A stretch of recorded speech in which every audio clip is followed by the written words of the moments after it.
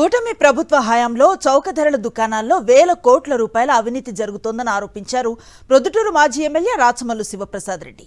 బియ్యంతో కలిసి 5 సరుకులు ఇవ్వాల్సిన చోట కేవలం అరకిలో చక్కెర మాత్రమే ఇస్తున్నారన్నారు. వేలిముద్ర తీసుకుని కిలో బియ్యాన్ని 10 రూపాయలకు ఇస్తూ అక్రమంగా తరలిస్తున్నారని ఆరోపించారు. ఇంత జరుగుతూ ఉంటే చంద్రబాబు, నాదెండ్ల మనోహర్, లోకేష్, పవన్ కళ్యాణ్ ఏం చేస్తున్నారని ప్రశ్నించారు శివప్రసాద్ రెడ్డి. చంద్రబాబు నాయుడు గారి ప్రభుత్వంలో ఈ స్టోర్లలో ప్రజలకు పంపిణీ చేస్తూ ఉండే వస్తువులు ప్రతి నెల ½ కేజీ చక్కెర, బియ్యం వీళ్ళే తింటున్నారు. రాగులు, జొన్నలు సప్లై చేయరు.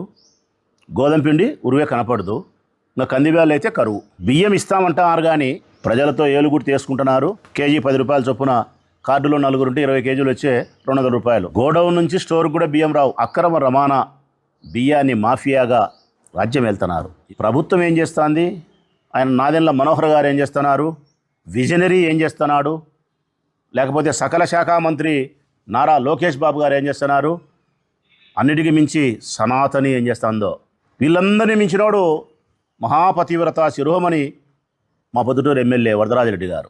తెలుగుదేశం పార్టీకి సంబంధించిన కార్యకర్తలు స్టోర్ డీలర్లుగా అవతారం ఎత్తి ప్రజా దోపిడీ చౌక దుకాణం ద్వారా చేస్తూ ఉంటే నియంత్రించడానికి సామర్థ్యం నీకు లోపించిందా? నీ నోరు ఏమన్నా మూగబోయిందా? పెద్దాయన దోపిడీ చేస్తాండేది నీ మనుషులే కాబట్టి వాళ్ళను నువ్వు మందలిస్తే గనా రేపొద్దున నీకు ఎలక్షన్లప్పుడు చెయ్యరు కాబట్టి నోరు మూసుకొని గడ్డి తింటా వాళ్ళు చేసే అవినీతికి నువ్వు సహకరిస్తున్నావు.